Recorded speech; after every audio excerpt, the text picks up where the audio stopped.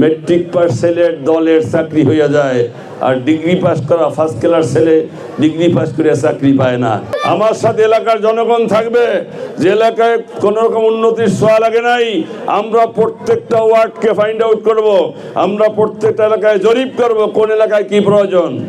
এরপরে বয়স্ক ভাতা, বয়স্ক ভাতা দলীয় লোককে ভাতা দিছে, কথা ঠিক কিনা? আর অন্যকে দিছে ভাওতা। কি দিছে? ভাওতা। আর দিছে ভাতা দলীয় লোককে। যারা বয়স্ক ভাতার মধ্যে আসে নাই সেই বৃদ্ধ বৃদ্ধাকে আমরা বয়স্ক ভাতার আওতায় এনে বর্তমান যে ভাতা আছে এর থেকে 1.5 গুণ বাড়িয়ে যাতে বাড়ি বসে ডাল ভাত খেতে পারে এই ব্যবস্থা আমরা করব।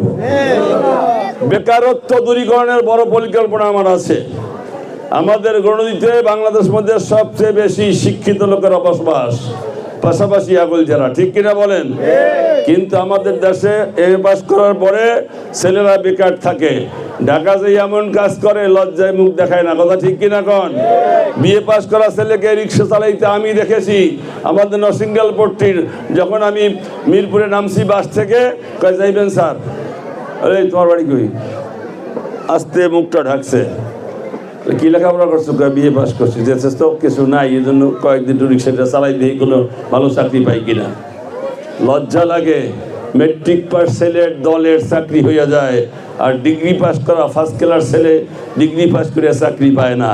এই বৈষম্যর জন্য আন্দোলন হয়েছে, ঠিক কিনা বলেন? হিন্দু ভাইরা শুনুন খেয়াল করে, আমরা মেধা তালিকা যাচাইয়ের মাধ্যমে যার যে পোস্টে দেওয়া দরকার সেখানে আমরা দেব।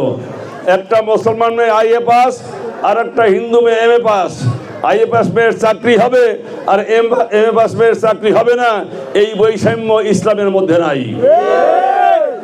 কারণ ঘরে বসে আলু ভর্তা করতে 7-8 পড়লেই হয়ে যায়।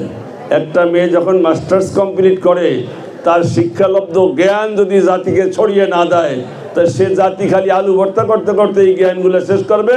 মাঝখানে বাবার লক্ষ লক্ষ টাকা ক্ষতিগ্রস্ত হলো, বাবাও কিছু পাইল না, মেয়েটাও কিছু পাইল না, স্বামীও কিছু পাইল না, ঠিক কিনা বলেন? আমার ধ্যান ধারণা হলো প্রত্যেকটা শিক্ষিতা মেয়েকে আমরা প্রোভাইড করতে চাই চাকরির মাধ্যমে।